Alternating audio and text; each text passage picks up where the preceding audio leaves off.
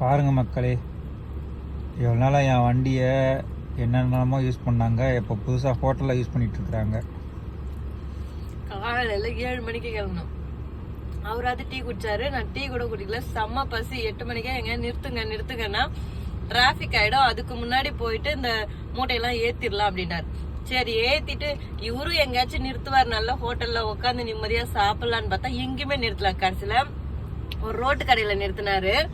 அங்க உட்கார்றதுக்கு இடமே இல்ல.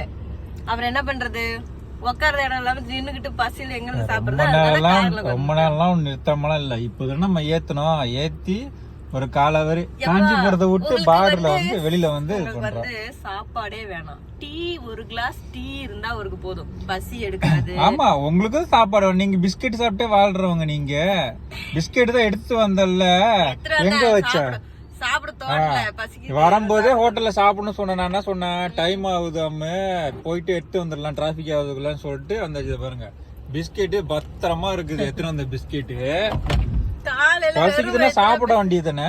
சரி ஓகே, ஃபைனலி சாப்பிட்டு முடிய போறேன். மூட்டை ஏத்தியாச்சு, ப்ரொவிஷன் எல்லாம் எடுத்தாச்சு. நம்மளோட அன்பகல் ப்ராடக்ட்ல ஆஃபர் போயிட்டு இருக்கு. Free shipping, hair care product, skin care product, food product, நீங்க எது வாங்கினாலும் சிங்கிள் ப்ராடக்ட் வாங்கினீங்கனாலும் ஃப்ரீ ஷிப்பிங்ல கொடுத்துட்டு இருக்கோம். ஆஃபர் மிஸ் பண்ணிடாதீங்க. ஸ்கிரீன்ல இருக்க வாட்ஸ்அப் நம்பருக்கு மெசேஜ் பண்ணி ஆர்டர் பண்ணிக்கோங்க. அவர் அப்படிதான் திட்டிகிட்டே இருப்பாரு. திட்டலாம் இல்லப்பா, சொல்றேன்.